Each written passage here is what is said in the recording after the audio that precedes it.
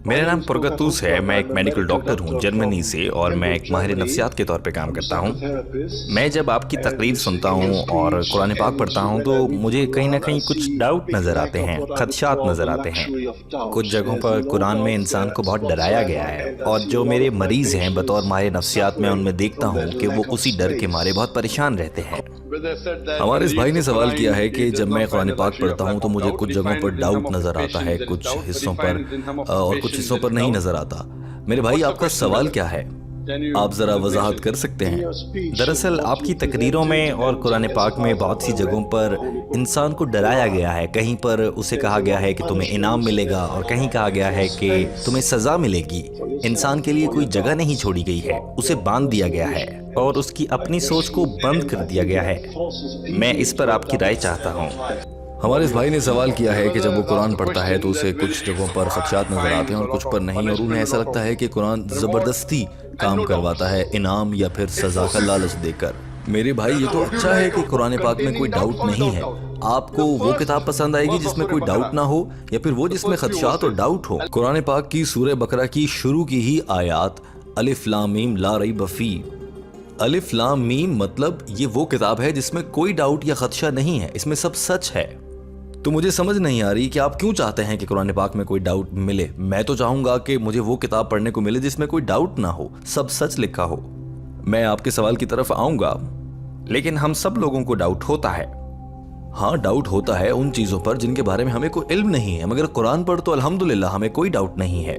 Of course मैं आपसे इत्तफाक करता हूँ, वो चीजें जिन पर मुझे डाउट होगा ऐसी भी चीजें हैं, मगर कुरान पाक ऐसी चीज नहीं है। क्या आपको इस बात पर कोई डाउट है कि 2 जमा 2 4 होते हैं? नहीं।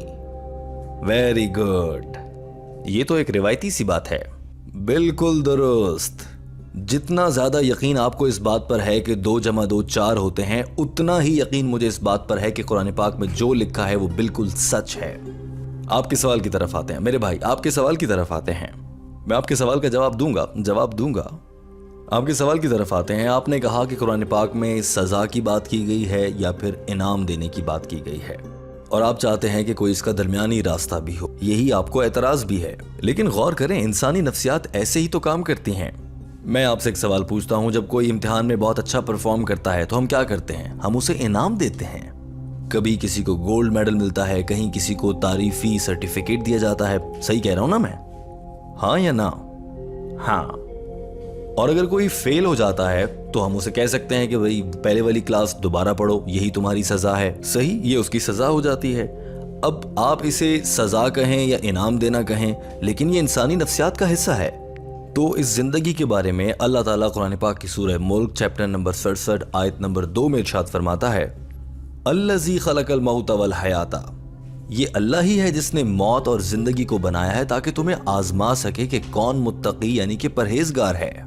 लिहाजा ये जिंदगी मेरे भाई जो हम जी रहे हैं, ये आने वाली जिंदगी यानी कि क़यामत के बाद की जिंदगी के लिए एक इम्तिहान है। तो हमारी जिंदगी और नफ्सियात ऐसी ही तो हैं। हम अपने बच्चों को भी कहते हैं अगर तुम अच्छा पढ़ोगे तो तुम्हें इनाम मिलेगा, तुम्हें बाइसिकल लेकर दे दूंगा, अगर तुम अच्छा पढ़ोगे तो मैं तुम्हें कंप्यूटर लेकर दूंगा, और बहुत सी चीजें। और कभी कभी आपका बेटा आपकी बात नहीं मानता, वो कभी जिद करता है कि उसने कहीं से छलांग लगानी है, वो जिद करता है कि उसने किसी इमारत से छलांग लगानी है। आप उसे मना करते हैं मत छलांग लगाओ, लेकिन वो कहता है कि मुझे छलांग लगानी है।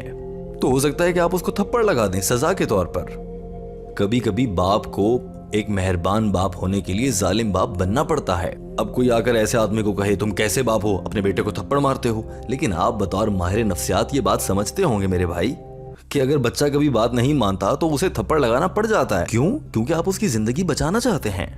नहीं, आपका बच्चा आपको कहे कि मैं अब्बू मैं सुपरमैन हूँ, मैं बिल्डिंग से जंप करूंगा, आप कहेंगे बेटा वो सिर्फ फिल्मों में होता है। बिल्कुल इसी तरह से अल्लाह ने भी इंसानों को बता दिया है कि ये सीधा रास्ता है और ये गलत रास्ता है। बता दिया गया है कि तुम्हें डाकू नहीं बनना है, अगर तुम डाका डालोगे तो तुम्हारे हाथ काट दिए जाएंगे और यही उसकी सजा होगी। चलें इस सजा पर तज्जिया कर लेते हैं।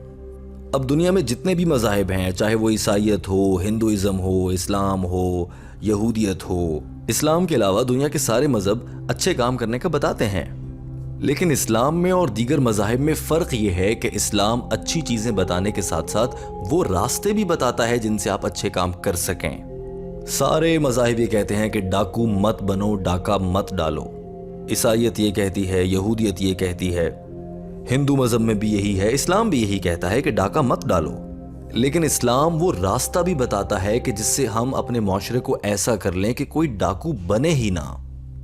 اسلام میں زکوٰۃ کا نظام موجود ہے کہ ہر وہ شخص جس کے پاس نصاب سے زیادہ دولت جمع ہو چکی ہے وہ ہر سال اپنی دولت کا 2.5% حصہ وقف کر دے گا حقدار لوگوں کے لیے زکوٰۃ کی صورت میں۔ اب آپ خود سوچیں، اگر پوری دنیا میں لوگ اسی طرح سے 2.5% یعنی کہ 2.5% حصہ دینے لگ جائیں زکوٰۃ کی صورت میں تو پوری دنیا میں کوئی مانگنے والا بچے گا ہی نہیں اور دنیا میں کہیں کوئی بھوک سے نہیں مرے گا۔ اور دیکھیں قرآن پاک کی سورہ مائدہ چیپٹر نمبر 5 آیت نمبر 38 میں ارشاد فرماتا ہے اللہ تعالیٰ، اور جو بھی چوری کرے چاہے وہ مرد ہو یا عورت ہو اس کے ہاتھ سزا کے طور پر کاٹ دو۔ اب اس پر غیر مسلم کہیں گے ہاتھ کاٹ دیں؟ اس 21ویں صدی میں ہاتھ کاٹ دیے جائیں؟ کہیں گے اسلام بربریت والا مذہب ہے، یہ ظالم قانون ہے۔ آپ کو پتا ہے آج کل کے دور میں رپورٹ کے مطابق جو اعداد و شمار سامنے آتے ہیں، دنیا میں سب سے زیادہ جرائم کس ملک میں ہوتے ہیں؟ پتا ہے؟ امریکہ میں ہوتے ہیں۔ آپ جائیں انٹرنیٹ پر گوگل کر لیں، آپ کو مل جائے گا سب کچھ۔ وہ ملک جسے دنیا میں سب سے ایڈوانس اور جدید مانا جاتا ہے، وہاں سب سے زیادہ چوریاں ہو رہی ہیں۔ اب میں آپ سے پوچھتا ہوں، اگر شریعت اور اسلام کا یہ قانون نافذ کر دیا جائے کہ ہر امیر آدمی جس کے پاس دولت ایک خاص حد سے زیادہ ہے وہ اپنی دولت کا 2.5% غریبوں میں بانٹے گا، اور اس کے باوجود اگر کوئی چوری کرتا پکڑا گیا تو اس کے ہاتھ کاٹ دیے جائیں گے شرعی قوانین کے مطابق، آپ مجھے خود بتائیں اس سے امریکہ جیسے ملک میں جرائم کی شرح بڑھ جائے گی، اتنی ہی رہے گی، یا کم ہو جائے گی؟ ایمانداری سے بتائیے گا میرے بھائی۔ لیکن ہم نے تو دیکھا ہے کہ سزائے موت سے بھی لوگ نہیں ڈرتے اور اس سے بھی کوئی فرق نہیں پڑتا۔ بھائی میں آپ سے پوچھ رہا ہوں، سزائے موت کی بات بعد میں کریں گے، میں نے یہ جملہ ہی نہیں کہا۔ میں آپ سے یہ پوچھ رہا ہوں کہ امریکہ جیسے ملک میں اگر شرعی قانون لگا دیا جائے کہ ہر دولت مند آدمی اپنی دولت کا 2.5% حصہ غریبوں کو دے گا، اس کے باوجود اگر کوئی چوری کرتا پکڑا گیا تو اس کے ہاتھ کاٹ دیے جائیں، اسلام کا یہ قانون اگر امریکہ میں نافذ کر دیں تو بتائیں وہاں پر چوریاں اور جرائم کی شرح بڑھے گی یا کم ہو جائے گی؟